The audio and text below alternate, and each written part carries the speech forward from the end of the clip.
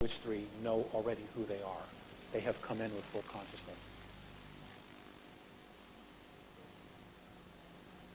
Now, your world banker families, and I'm really hesitant about this being on tape, your global banking families, and I'm not going to mention any names specifically,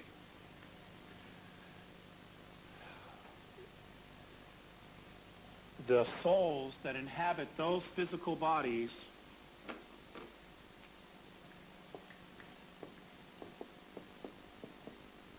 are Moldekians who know who they are. Who know who they are. Bless you. Now,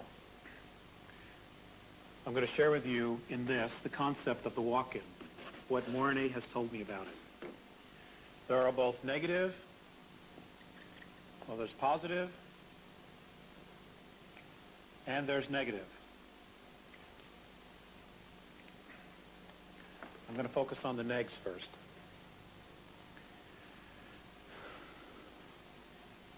There are many people in our world today, world leaders, who are not who they appear to be. We take for granted that they're just human beings. Some of us don't trust our gut instinct about certain people. Now, I think most of the men are shut down, but we don't experience it quite like women do.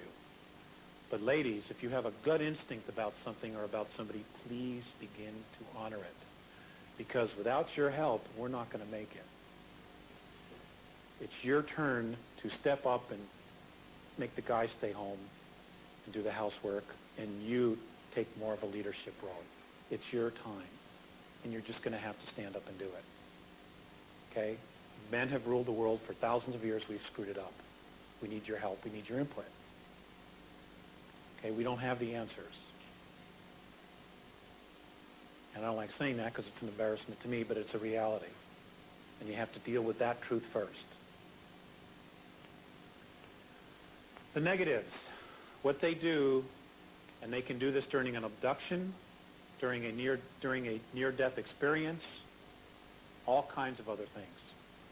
Here's how they do it during an abduction. A man will be taken on board a ship during an abduction. His body will be put into a coma. They will slowly bring the body to death. At the moment it achieves death, the soul exits. Do you follow? When the soul exits,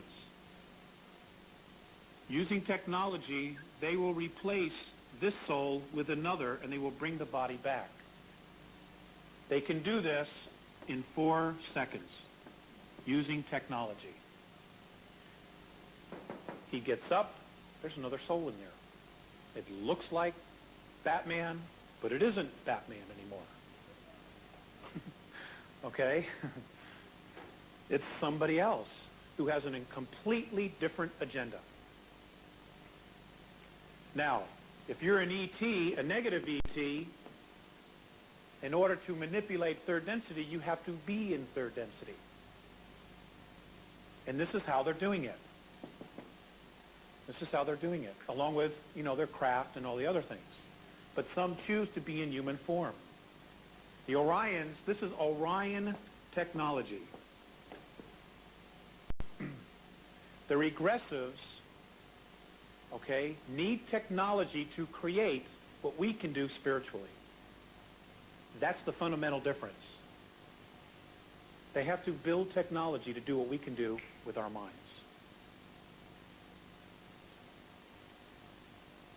The positives, on the other hand, there is an agreement apparently with the soul that he will be here for such and such a period of time, and then when he decides to cross over, another soul will take in to use the vehicle to continue to propagate the lifetime and to do good works. Now, the positives are using this extensively right now on the earth.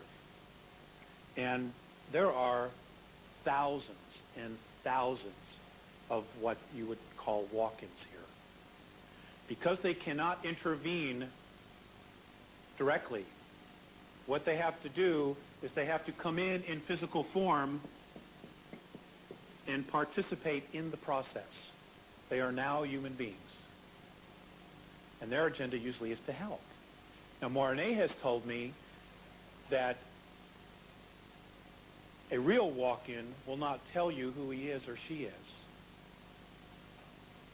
They will not. So I don't know who these people are that are talking about it. I genuinely don't. And I don't know if they are or they're not. I'm just sharing with you his perspective. That's what he says. The real ones don't tell you. But now that they're here, they can positively affect. And they are now subject to the same experience as we are. Pole shifts, biological warfare, all of that. They are subject to all of that now. They are now participating in the process.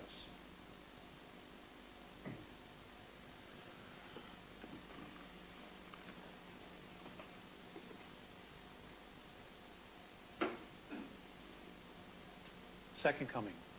Does everybody agree that it's okay to talk about this? Everybody raise your hand if you agree. Okay, thank you. Do you guys raise your hand? Okay.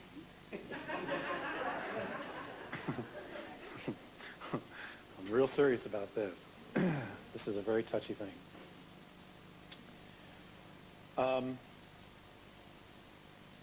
As I spoke of earlier,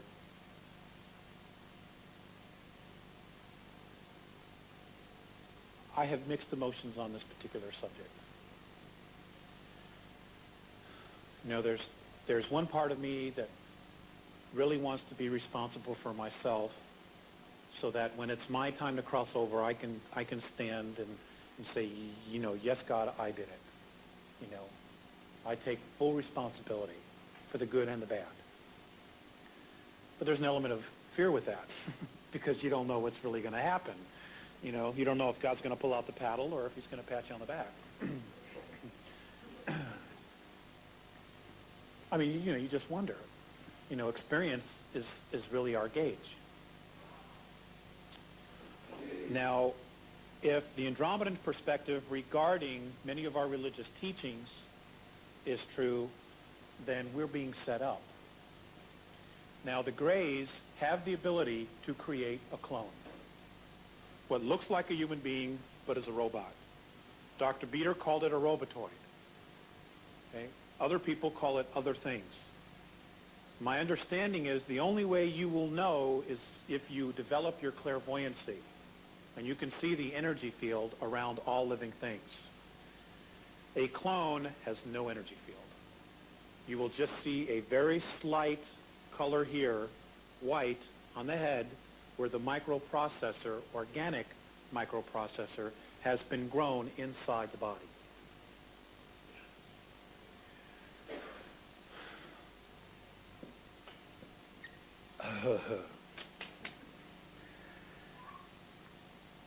If they do this, the man who will be brought out of the clouds, probably on a UFO, probably, will look like the image of the man on the Shroud of Turin,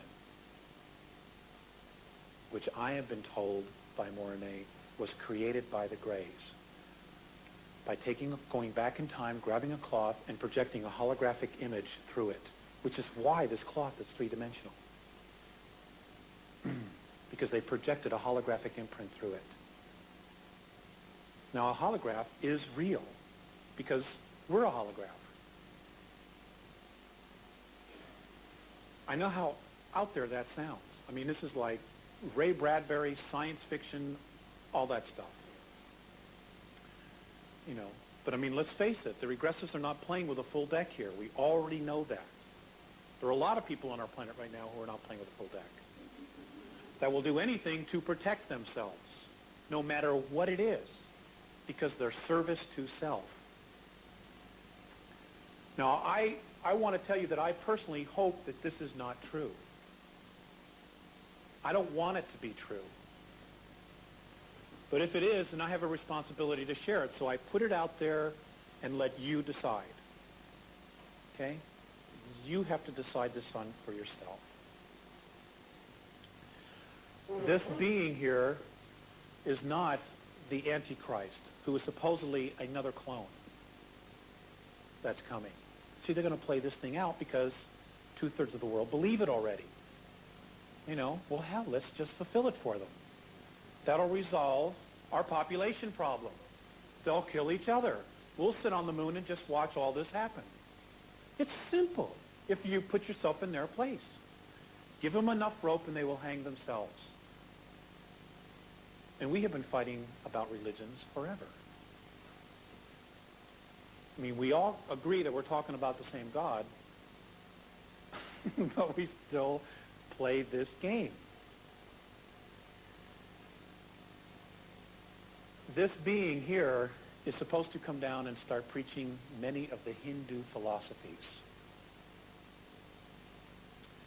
And it will be this soul here, this clone, who is going to ask everybody to surrender their free will.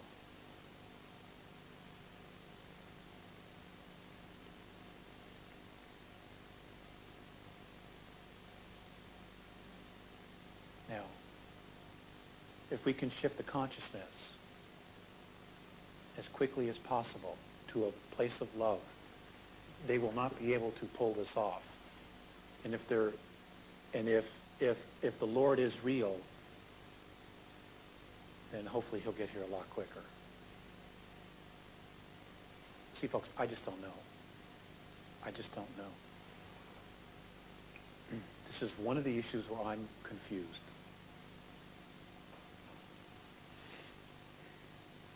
And the others I'm not. And this one I'm definitely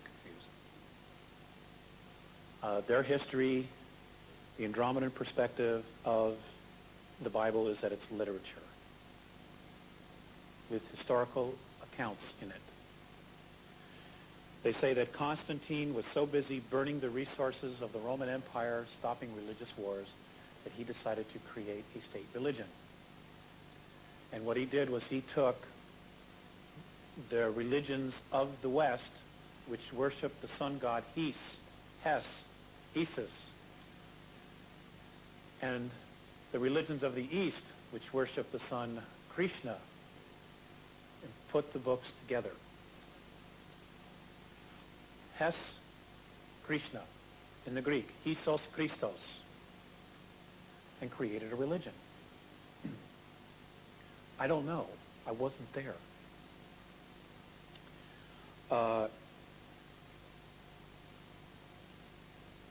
Mornay said to me once, well, why is it that if your master teacher, that's how they would refer to him, is if your master teacher was crucified and rose on a particular day, why does that day continue to change every year? Why is it on a different date? Why does it always have to be on a Sunday? When the date's always different. And what I did in my research was I found out that Easter always falls on the spring solstice. Now, what's wrong with this picture? Now, the being that's in the New Testament, Jesus, we're told was born on Christmas Day. They say he was born on February 16th, 2 A.D. And that soul is the soul that is in the Dead Sea Scrolls, which have now been taken away from us because they don't want us to know exactly what those books say, even though some of the information has gotten out. Now, why is that? There's a problem somewhere. Okay? And folks, you know, I just want to be sure. I just, you know, like everybody else, I want to know the truth. And I don't know what it is. Like I said to you earlier, if you look at the history of the Catholic Church, who had control of the manuscripts, the original manuscripts, supposedly of the apostles. And you look at their history of deception and lying, and the fact that in 1960 they admitted to 14 plagiarisms in the Bible, I have a problem now. Because one word changes the context of a paragraph. And I don't want to do the wrong thing, so now I have to question everything. I don't question my relationship to God. I am crystal clear about that.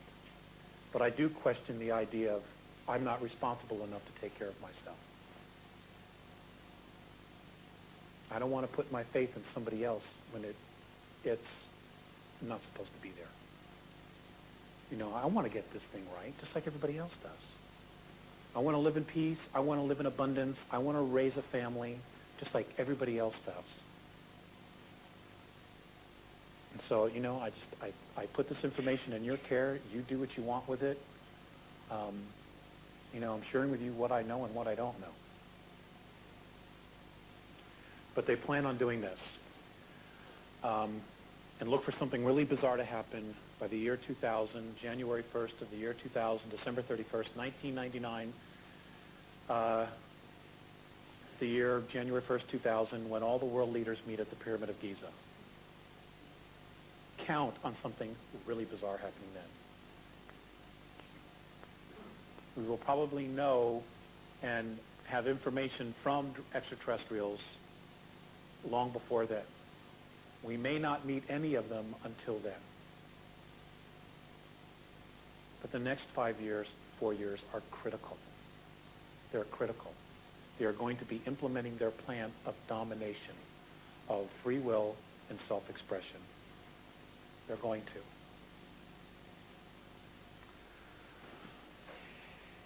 Extraterrestrials, apparently when the Greys got here, they were the front team for the Orion group. Apparently they could not literally pierce our veil, that the shield that we had around our third density creation. They couldn't pierce it. Apparently it wasn't until 1931. Now I know we weren't detonating nuclear weapons then, so I asked Mornay, well, what happened? And according to Mornay, the Germans, the Nazi scientists, were experimenting with time travel, and they opened a door. They put a crack in time. And with our luck, being as it is or isn't, there were a bunch of regressives just right there. I don't know how they knew, but they were right there.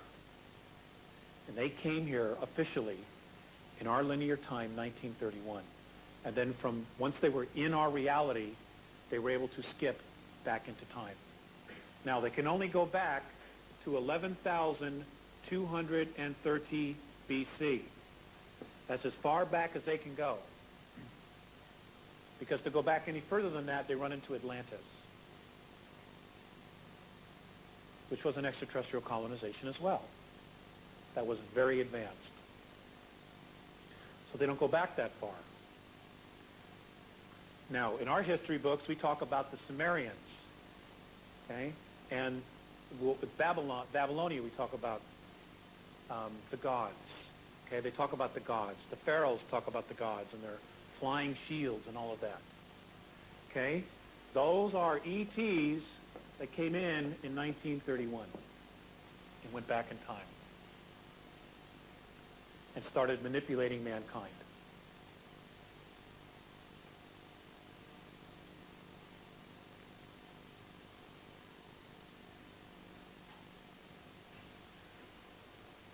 If I had time travel and I took this water jug back and I presented it to a pharaoh, he would think I was a god because I'd appeared out anywhere. I'd look differently. I'm dressed differently. If he didn't kill me first, he'd think I was a god, maybe, okay, or an angel or something.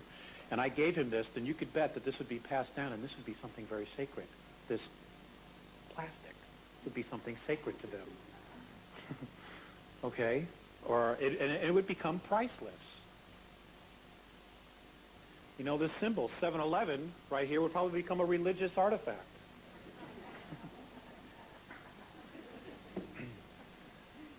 You know, there'd be temples built with 7-Eleven on it. I mean, think about it. It's scary, but I mean, it's like, wow. So what they did was, and the Bible even says this, it talks about a rebellion by man of God, okay? But it was really of the gods, of the ETs. Mankind rebelled because they were tyrannized, they were suppressed, they were on the verge of extinction. And because the strongest part of us is survival, they rebelled. So what did they decide to do? Let us divide man and give them a different language. I don't remember the exact quote, but that's what it says. It's in Genesis. Let us divide mankind and give them a different language so they cannot talk to each other. Okay? Divide and conquer. Divide and conquer.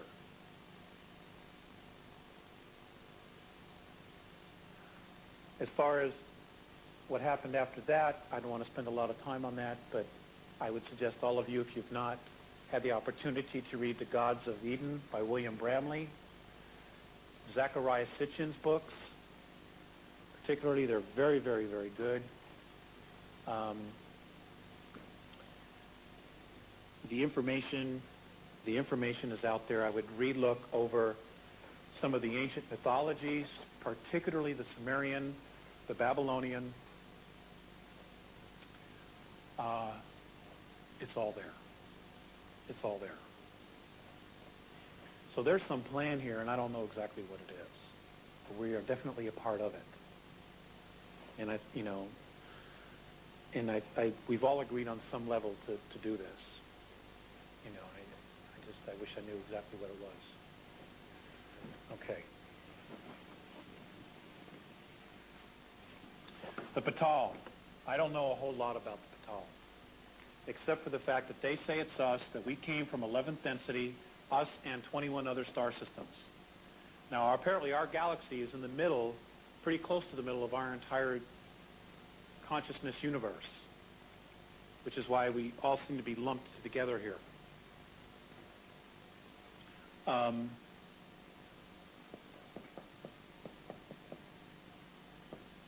We apparently fell into the concept of time, apparently prior to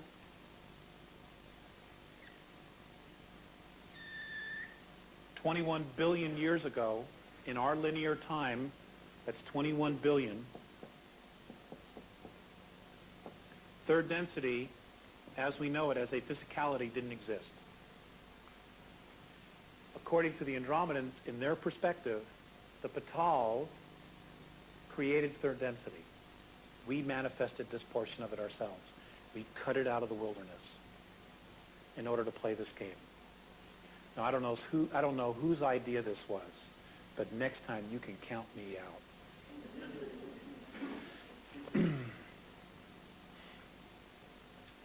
This is what they say. I have no way of proving this. I wouldn't even know where to begin to look. I guess on a soul level, I'll know someday.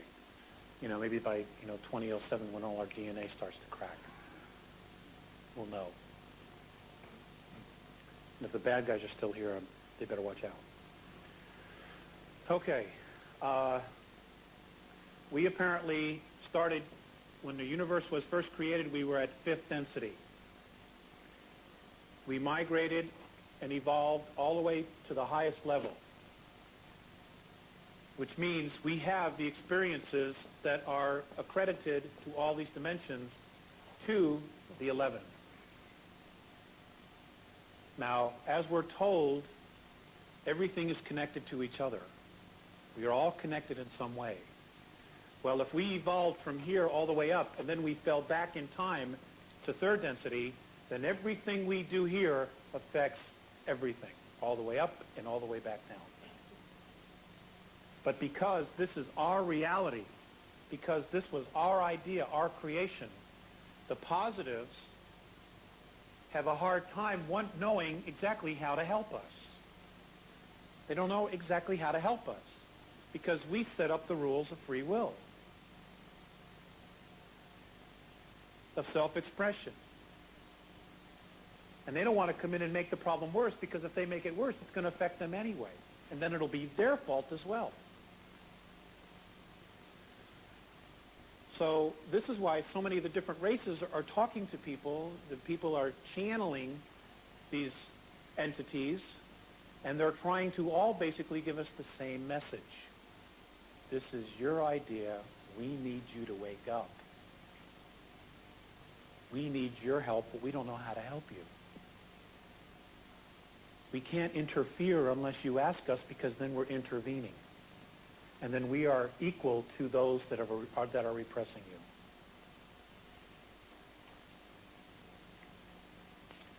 It's a tough situation. But I think God's made a decision, and thank God. Because now there's another holograph forming, and it's the 12th. It's a higher frequency than 11th, and it is literally pulling everything up. So I think God, if the Andromedans are right, has made a decision, well, I'm just going to change the game now. You're all coming home. I've let you play long enough. You're stuck. I love you, so I'm going to fix the situation. Which is great, because if he didn't, we only have 40 years worth of oxygen left. So we played it right to the end. We played our game right to the end. We took it as far as we could take it without self-destructing. And we're responsible for that. You know, we're all going to have to stand there together and say, yeah, well,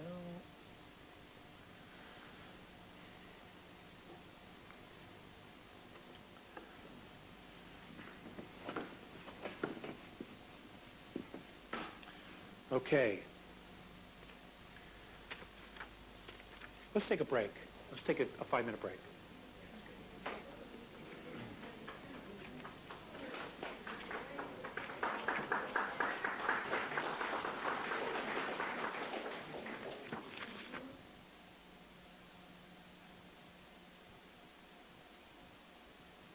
Hi.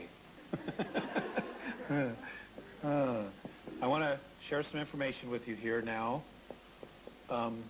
about our ancient heritage.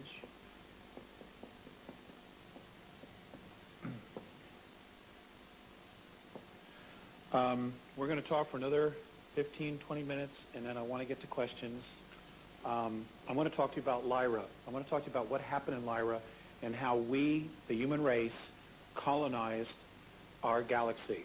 Now, apparently what happened was, based on the age of the suns and the planets and the probable length of stability, it was decided that in our galaxy, the human life form was to be created in the system we know as Lyra. Now, apparently we lived there, the human race lived there for approximately 40 million years, was evolving, living, building. Apparently what happened was that primarily the human race was agricultural in Lyra, in nature. Apparently we were very plentiful, very abundant, and we lived in peace. Then one day, huge craft appeared in the sky. And a large ship came out of one of the large, what we now know as motherships, approached one of the planets. That's name was called Bila, B-I-L-A, Bila, actually, which I guess is a Lyran word. And reptilians got out from Alpha Draconis. Now, apparently the Alpha Draconans and the Lyrans were afraid of each other.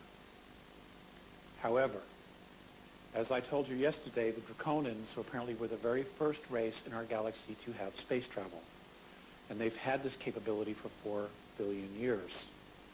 Well, apparently when they came and they saw this world with a lot of humans on it, that was agricultural, that had an abundance of food and other natural resources, the Draconans wanted to control it.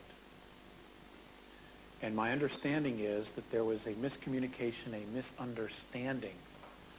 The Lyrans, in turn, said, well, you want us to help you, I'm paraphrasing this whole long story because I've only got just a few minutes. Apparently, the Lyrans wanted to know more about the Draconians before they offered their assistance, before they offered help.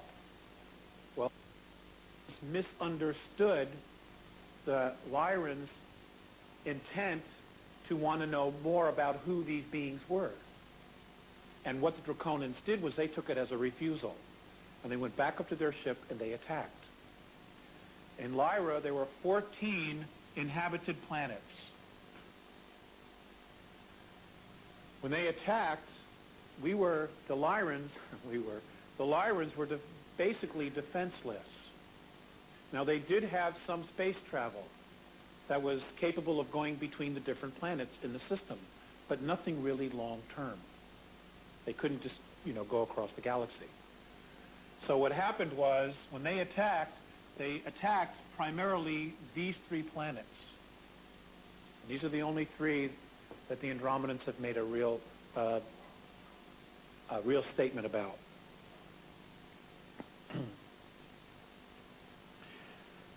These 3 planets were completely destroyed.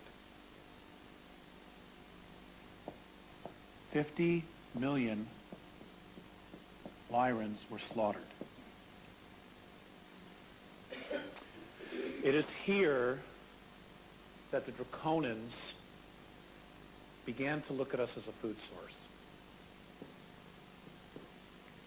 This is how old this struggle is between the reptilian races and the human races. Not all human races are, not all reptilian races are dark.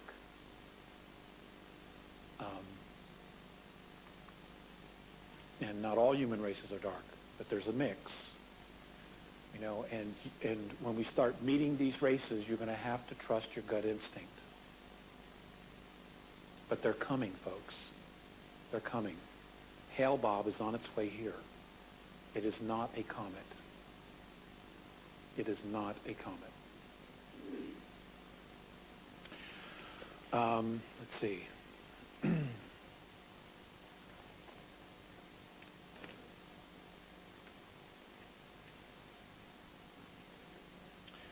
Okay, I want to talk to you and share with you information regarding the Draconians.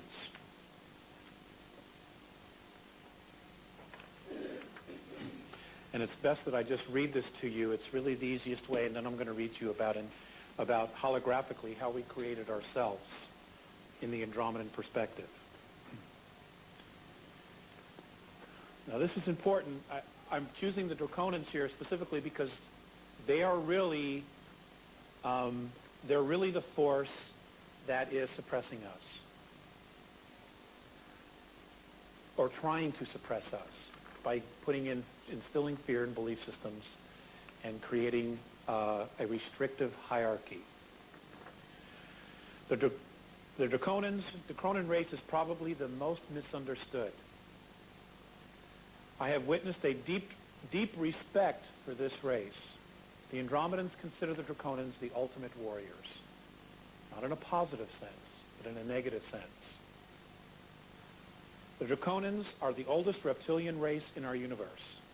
Their forefathers, somewhere in our most ancient past, came to our universe from another separate universe and or reality. When this actually occurred, no one really knows. The Andromedans have said that the Draconians themselves aren't real clear how and when they themselves got here. But what is interesting is that they declare and teach to their masses that they were in this universe first, before human beings, and that they are heirs to this universe, and as such, all of them are royalty. They are disgusted why all the human races don't recognize this claim as truth. But nonetheless, they don't debate the issue with them either. They have colonized many star systems, and they have created many races by genetically altering the life forms that they encountered. The most densely populated area of the subraces of the Draconians is in the constellation of Orion, which is a huge star system that has millions of stars in it, which are suns. which have solar systems around them, and Rigel, and also the star system known as Capella. Here lies a very dangerous part of the universe for human beings. The mindset or consciousness of the majority of these races in this region is service to self, and as such, they are always subverting and invading and manipulating less advanced races and using their technology for control and domination. This is a very old and ancient war, and the peace that does not exist is always being tested by these beings that believe that fear rules and love is weak. Very basic fundamental difference. That the less fortunate are meant to be slaves, and this belief system is created at birth in the reptilian races, as the mother at the time of birth will hide the young and then abandon them to fend for themselves. And most of the time they are cared for, if they survive, by the warrior class that uses these children for games of combat and amusement. So as you can see, by what the Andromedans have said, at a very young age, they are taught to be warriors. They are forever in survival, which means they have no boundaries.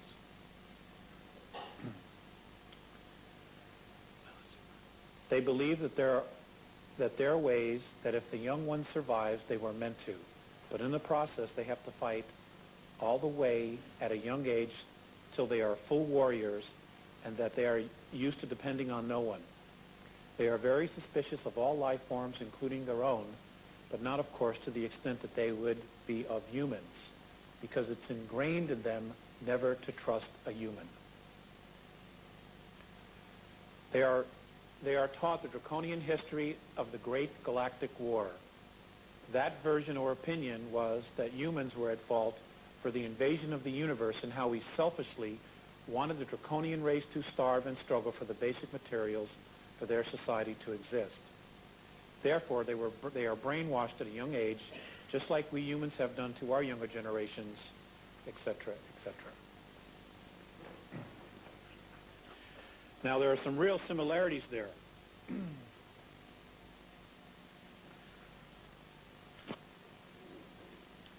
Draconian thought, that's actually an expression here in our world. I would suggest you guys research that.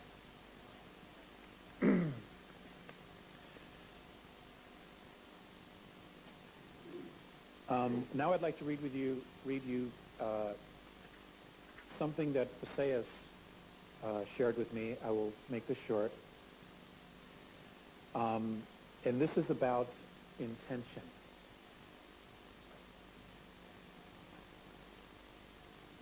The smallest piece of physicality, that which all of you and we build upon, is what your science calls the atom. You are taught that each single piece of physicality contains electrons, protons, and neutrons. And then they are supposed to attach themselves together like a bride and groom in various ways to create what you call nature. Molecules manifest this union and marriage to create you, me, and even your elephants. We would like at this time to expose a flaw in the network thinking of your Terran sciences. So let us start with what you know as the atom. Your experts tell you that atoms are dancing and spinning unpredictably. Yes, that's the right word. Where is the predictable solidity of matter? Where do the elements that communion together come from? Your scientists cannot really answer this. They have only theory. Terran scientists presuppose that all physical matter comes or has its original source in matter. This is the flaw that we want to share with you. The true origin of all elements of physical matter is intent. The intent of the isness that makes all things possible. The physical reality that you know has an invisible side or world that your Terran sciences are only now begrudgingly looking at for answers. We are pleased to share with you the idea that intent is the primal force of creation. You may use desire if you would like. It is the isness whose intent and desire to explore and expand itself in all possible openness that create all physical matter on all dimensions. and has made it possible for us as well to explore ourselves to completion. Therefore, know this. The first material in creation is the electron. The electron is the first tool in which to build upon your reality in the physical.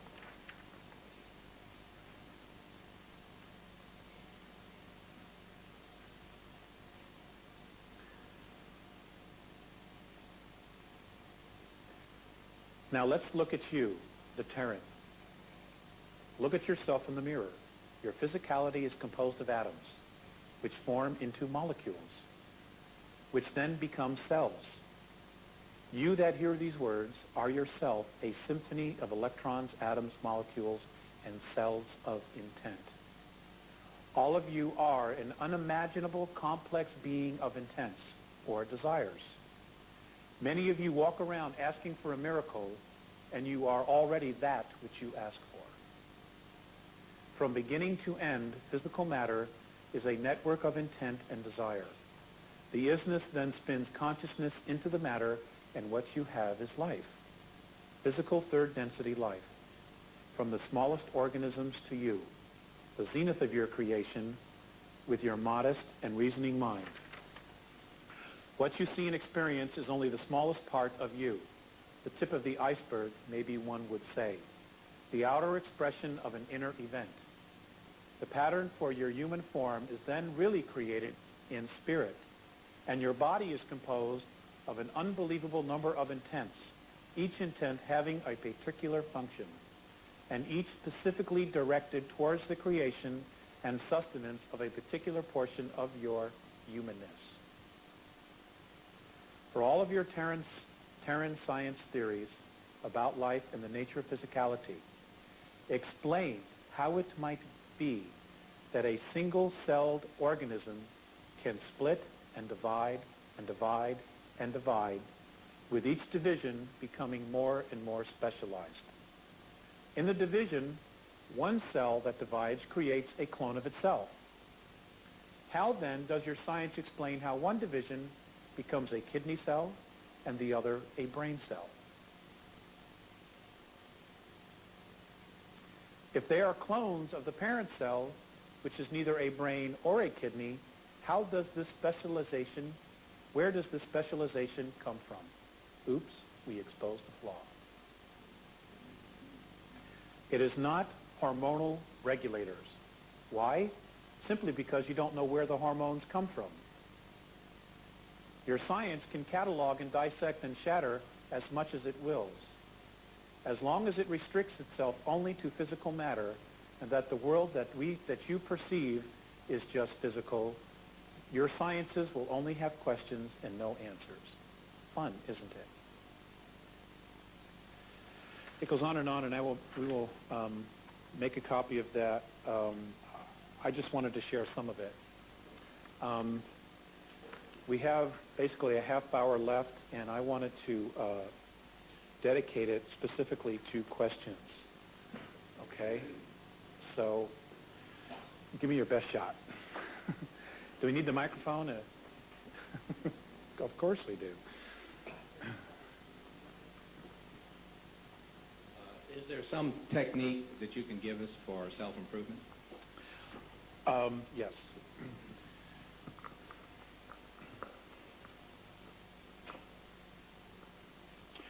I was given a meditation or an exercise, for those of you who are sensitive to that word,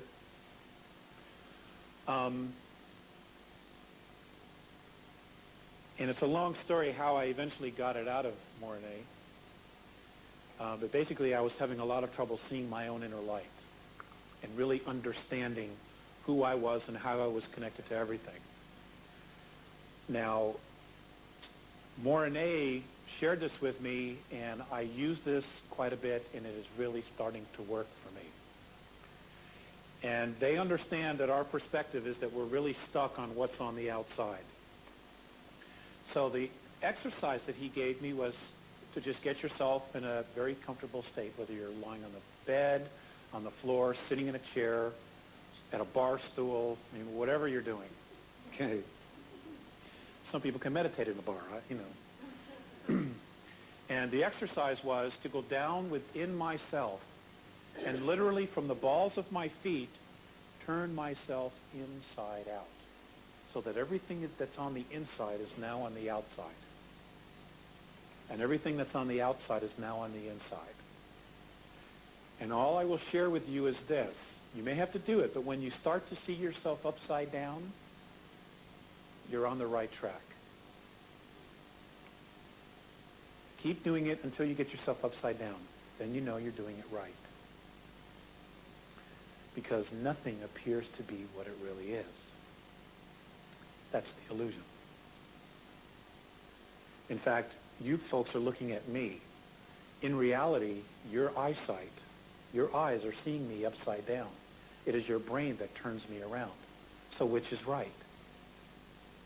If you go outside and you look at the sun right now, and you look at the location of the sun is not right there. That light takes 9 minutes to reach us. The sun has already moved. So it's not exactly where we see it. It's already moved to another location. I mean, just little things like that we're supposed to be aware of. That one's helped me the most. The other is quiet time. I mean, just make quiet time for yourself, even if it's just 15 minutes a day. No noise, no distractions.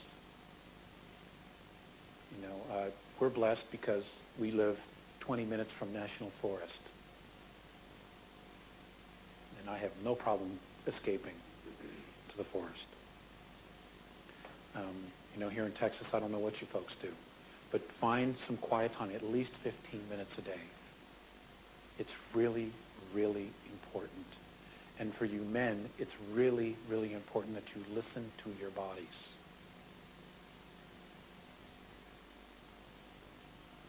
The women already know how to do that. That's why they have the gift of giving birth, because they listen to their bodies. Another question, ma'am.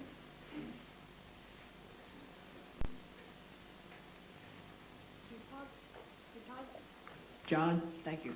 Do positive walk-ins come in at death, or do they share? Do they share? I mean, are there two personalities in one Yes, body? are there two? I don't understand. I don't believe that occurs. My understanding is that one leaves, another comes in. Otherwise, you might have a real serious split personality.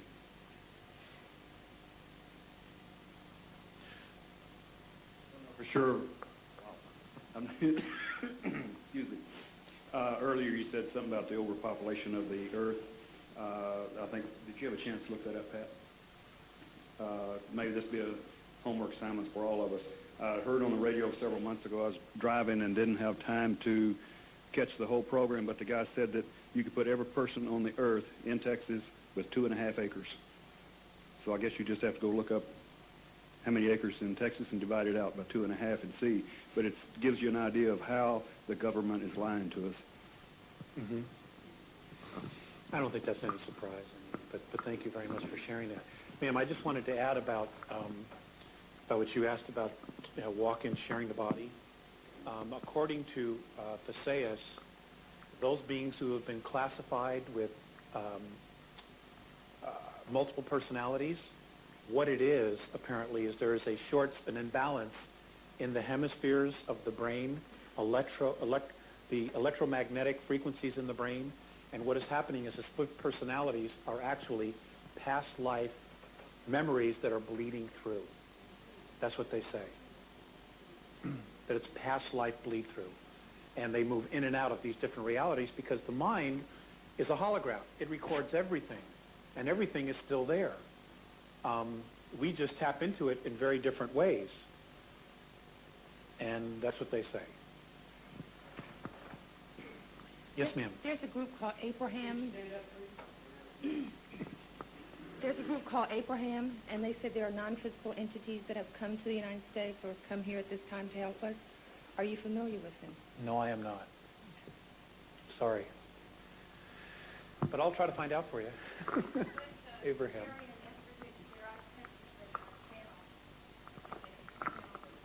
Okay. I'll find out.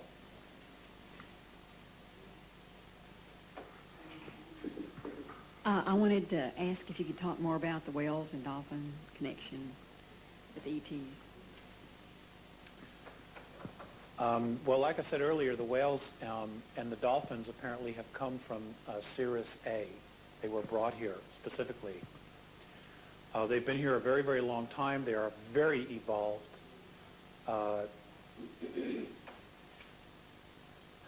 God, you know, but there just isn't time to really go into it because then there'd be no more questions. But we can talk about that at a later date on the phone. Okay? Next question, please. I have another question about a walk-in. Drumolo Melchizedek does the Flower of Life seminar, and he claims to be a walk-in from the 18th dimension. I'm wondering where the 18th dimension is, since you haven't mentioned it, and what can you tell us about him? I do not know the man personally. I've only heard rumors to that effect. And my understanding is that there is no 18th dimension, that the highest is 12, and that's just now being formed. So I have no clue where he's from. Again, I would say you trust your gut instinct. You know, I'm not familiar with this information. The information I do have is firsthand of experiences other people have had, but you would really need to talk to them about it because it's their experience, and, you know, I wouldn't want to propagate a rumor that isn't true. So I can point you in that direction, though, after the lecture. Okay. Anybody else?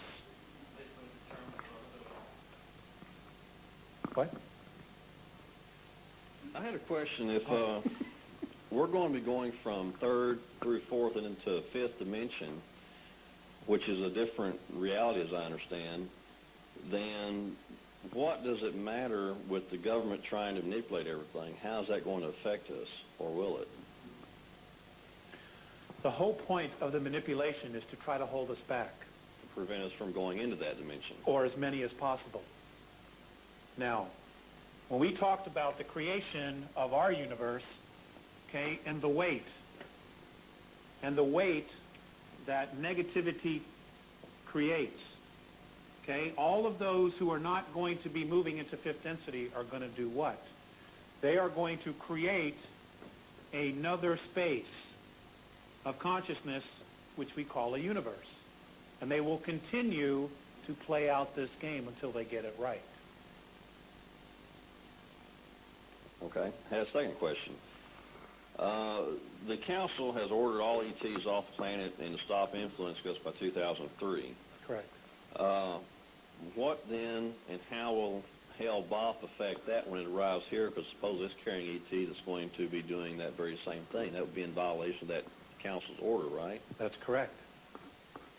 So your answer is, how are they going to do this? Right. I have no clue. I have no clue how they're going to do it. That is not something that they've told me how they're going to do. I don't even know if they know for sure how they're going to do it yet. I'm just sharing with you what they've told me. That they are going to make sure, and if possible by force, remove everything that's ET off our planet. Okay. Thank you. You're welcome. Sorry.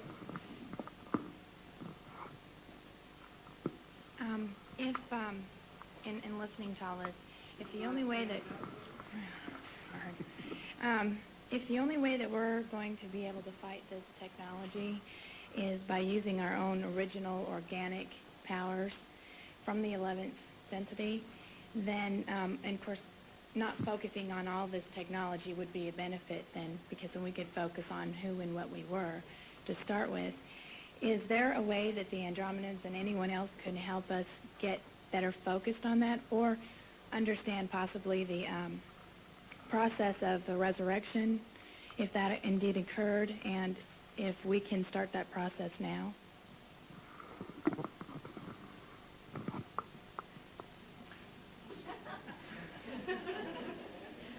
That's a real simple question. Oh, I'll ask. I will ask, and I will pass the information on to Pat.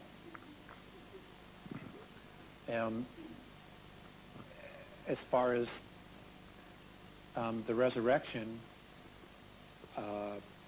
the biblical resurrection, if it really happened, don't know. But I will share with you this, and I know Pat has had his own experiences, but I will share this with you that I heard a few days ago on CNN about a baby that was born, lived for just a few hours, and crossed over. Well, the hospital people gave the mother the child to allow her to grieve. Now, the child had been dead 3 hours and 15 minutes. This was on CNN. And suddenly the child just gasped for air. They took the child away from the mother, put it into a facility, and the child is doing fine. So that child was resurrected. So then we could do this with our planet as well. That's exactly right. And love is the answer. It's the highest vibration. That's what holds the galaxy together.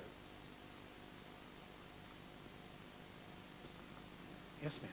Yes, do the Andromedans acknowledge or interact with the spiritual hierarchy of this planet, and also about the angels and archangels? As far as the spiritual entities, yes, because they're dimensional. And they are physical. Now, to us, they're spiritual entities, but to them, they're physicality. Now, as far as the angels and archangels, another touchy subject.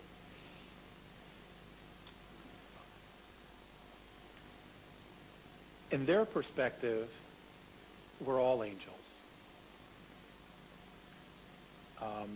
When I mentioned archangels, the first time I mentioned archangels, like Michael and Sector, they didn't know what I was talking about. They had to go review our history to find out who they were. So they still don't know who they are. But, their response was, well, you are all angels. It is your perception of yourself that tells you you're not. Next question. Anybody? Yes, ma'am. Oh, I'm sorry, sir. I have two questions primarily. One, through my studies, I've learned discussions of the pineal, or the third eye, as being a glandular appendage in humans for focusing the intent. What can you tell me about that? And secondly, also, that melanin being a biochemical substance that activates the pineal.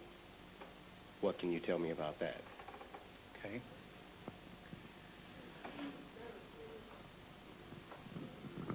No, melanin.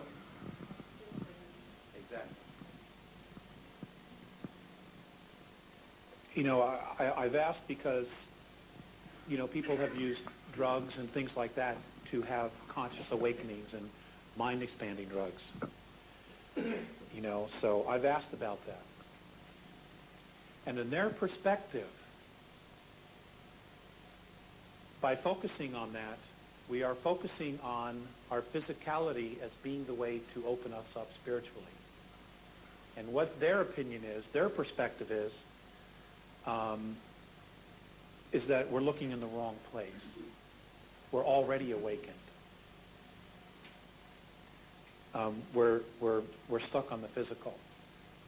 In other words, unless our intent is to focus and open up the pineal and start to see things, then we believe that we're now spiritually awakened and we're on the right path. Their opinion is that stuff is already, all those experiences are already in us. We've already done it. And that we should not focus on the physical as being the tool, but focus on the self, which is the tool. In other words, find your light that's inside of you, and you won't need to deal with the pineal. It's a distraction. That's their opinion.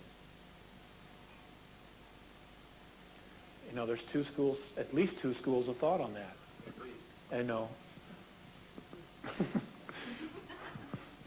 And, I can't see future events, so I don't know. I'm like the rest I'm just, like you, I'm trying to figure out what it is.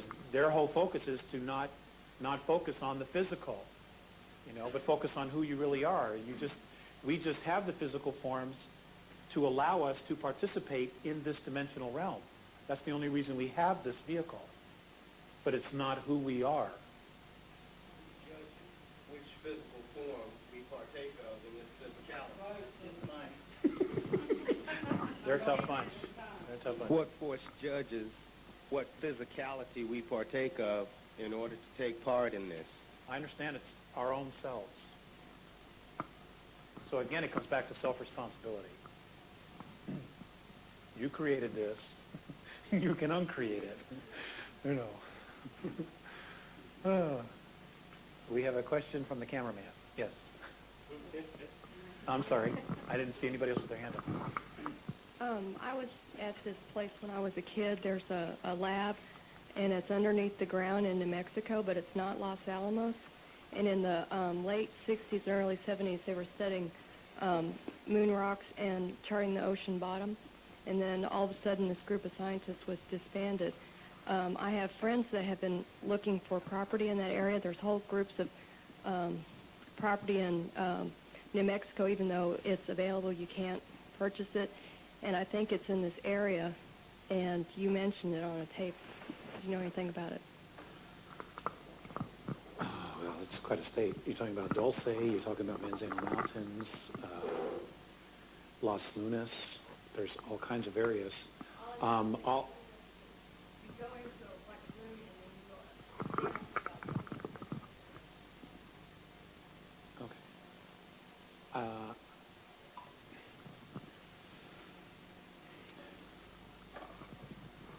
I was in New Mexico over the harmonic convergence in August of '87.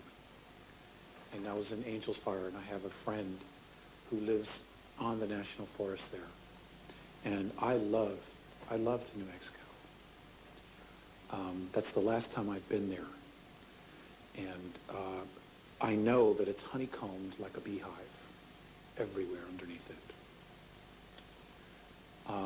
Mornay has suggested that I not go to New Mexico, and I don't. When I asked why, he said because all free will is monitored there.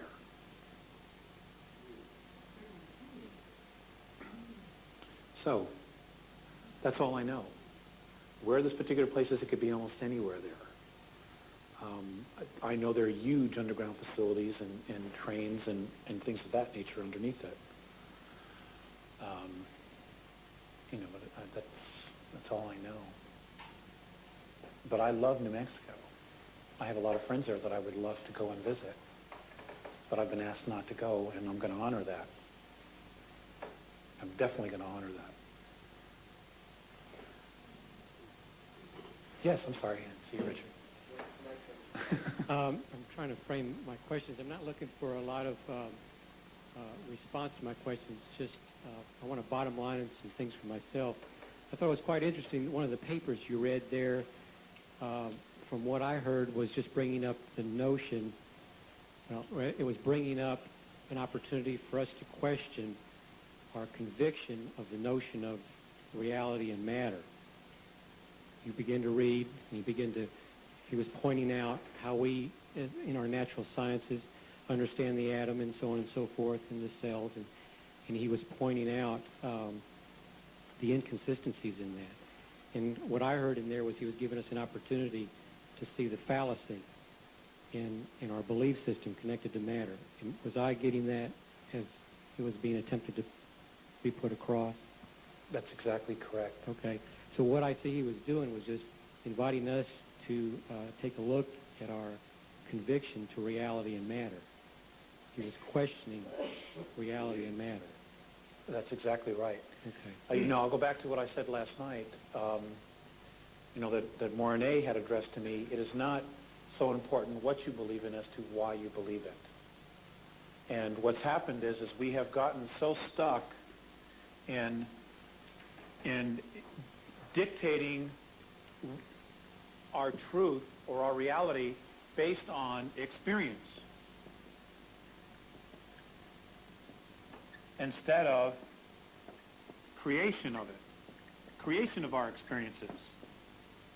And what's happened is that when we get stuck in just the idea of experiencing things, We get stuck in the idea that I feel alive because of having these experiences. Like many people are stuck in survival.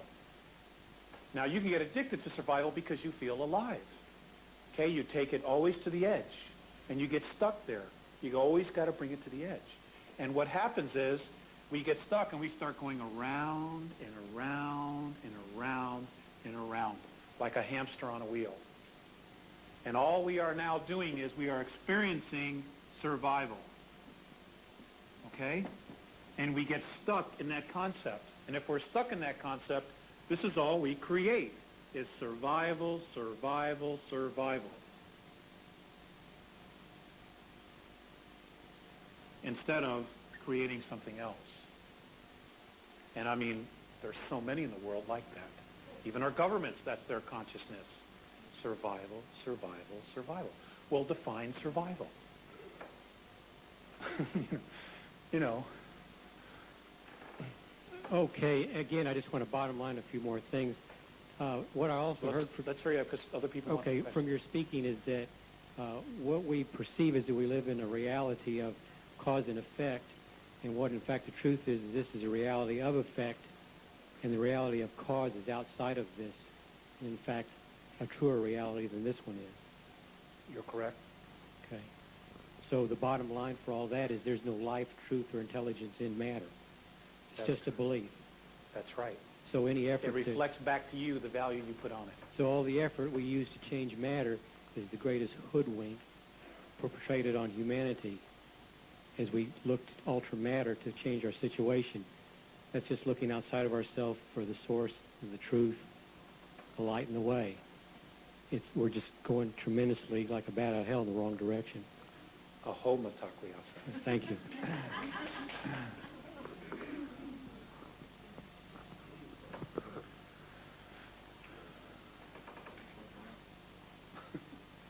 The other day, you mentioned that some of the ETs have come back from the future to help us right a terrible wrong. No, I said I have been told that some of us, have come back from the future to right a terrible wrong. Reincarnated? Yes, sir. Okay, that may change my question then. What I was wondering was if it was possible for that to happen, then wouldn't it be possible for the adversaries to do the same thing? Yes, sir, it is. And couldn't that cause some kind of a time loop to sit here and just be repeated over and over? Yes, sir, it could. Okay. But there's one factor, and that is what occurred on March 23rd of 1994, where the color, light, sound started emanating from the black holes. That's changed all the games. It's brought it all to a focal point. Okay. Can you give a little bit more detail on Hale-Bopp, who they are and what their purpose is, what they want? I don't know that. All I know is that Morane has told me that it is a protocol ship from Orion. And a protocol is, as I understand it, a team that comes in the front and prepares the way for the ruler or the king or the queen or whatever, okay, prepares the way. That's exactly what they're doing, okay? Means it's going to get ugly.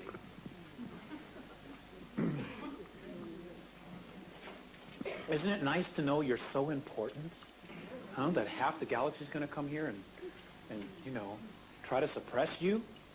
Poor little old us, Imagine how much fear they're in. Oh, my God. Are you familiar with the term brotherhood of all? No, I'm not. It's sort of supposed to be like, Mary, what was the brotherhood of all in that other tape? Oh, Norma Milovich, did you ever hear her? I've never heard of her. She's in Colorado. Okay, Norma Milovich speaks of that she had telepathic communication from Dwal Kul, Kuthumi, and some ETs, and she talks about Do we have a question? some of the crop circles. Do we have a question in here? Yeah. Okay. Well, Does anybody want to ask a question? Yes, I have a question. I got a quick one. What can you tell us about the photon belt, please? I don't know anything about the photon belt. The Andromedans have never mentioned it. Did you include in the packet the alien bases here, the locations of them for us? No, I have not. They're on a huge map of the United States. I will get that to Pat. Thank you. On that map are both the good and the bad and the indifferent.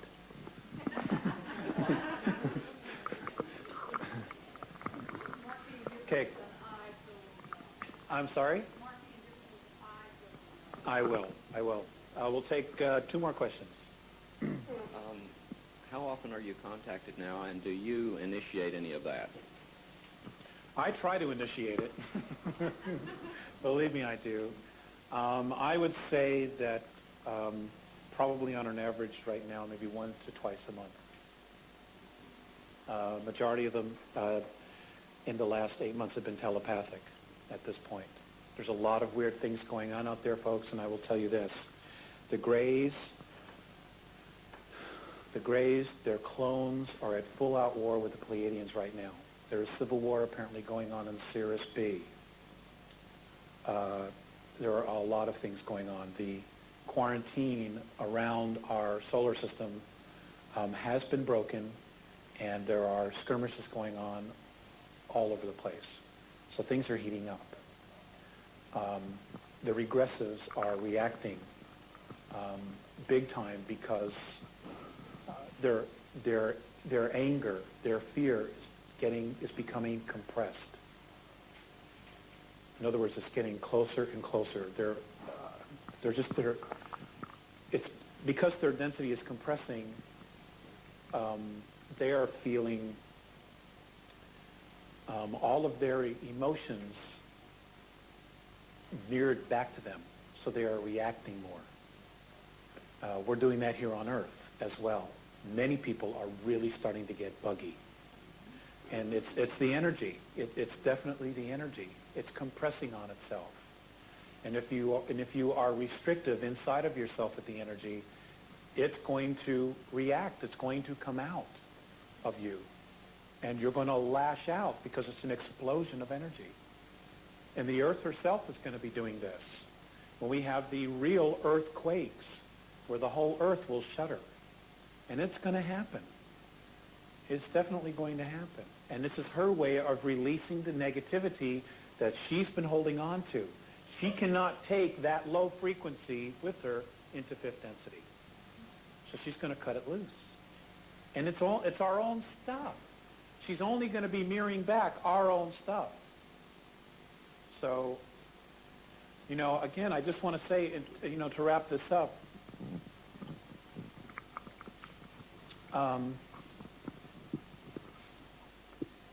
please, please don't turn on each other. When the aliens get here, all we're going to have is each other. When they get here and they say, well, the whites, this group says, well, the whites are the ruling race. When another group gets here and says the blacks are the ruling race. When the Chinese are the ruling race. The reality here is they're all full of shit. We are a race of beings living on a planet. We are a race, regardless of the color of our skin. This is the only planet in our galaxy where all these different races live together. Do you know that? This is it. And they've got us warring with each other. We're being duped.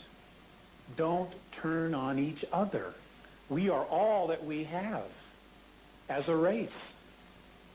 When the Andromedans come down here, they don't look at the United States as a race. They don't look at the blacks as a race, the Chinese as a race, the Japanese as a race. They look at us as a race. They look at a planet, and it doesn't matter the color of their skins or their beliefs. They look at us as one race. And they're right to do so, because the whites kill the whites, the blacks kill the blacks, the Chinese kill the Japanese kill the Chinese. I mean, it's just, what difference does it make if we're killing each other? Yes, ma'am. the last question? Are you familiar with HAARP, H-A-A-R-P? Yes, ma'am. In Alaska? Well, Yes, do ma'am. you suppose that HAARP, as well as all the weather manipulation that's been going on around the world, is that controlled by the ETs who are the negative ones, the negative ETs? Okay. Great question. My answer to that is this. Of what I know, the weather modification is being done from the moon. And how they're doing it is they're crossing particle beam weapons, and they're moving storms, literally creating storms, and then moving onto the coasts of unfavored nations. Okay? This is being done by mankind. And this is being done from the moon. HAARP, the reason for HAARP and the weird things that it's doing are just a byproduct. There are real specific purpose for trying this technology is to create an electromagnetic shield around the Earth so nothing can get in, because they're very concerned about the invasion that's coming. What does HAARP stand for? Good question. An article that came out in Popular Science. There's a book, actually, there's a book that's out, and it's called Angels Don't Play This Harp. And I've gotten halfway through it, and it'll keep you up nights. I kid you not. We are definitely messing with stuff. Now, the Pleiadians told Billy Meyer that somewhere around 2008, there was a possibility that the United States government would do something that would ignite our ionosphere into fire. And this sucker, what they're doing is putting billions of watts of electricity into our ionosphere. It sets the radiation belt fire. What's it called?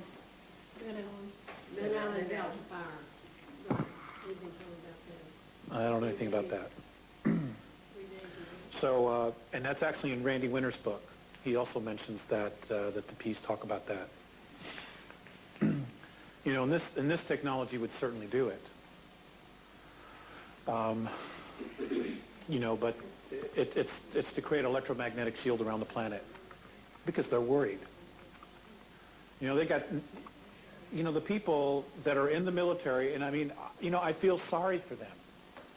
I feel sorry for those beings that are in the NSA that maybe got themselves involved in this way back in the 50s.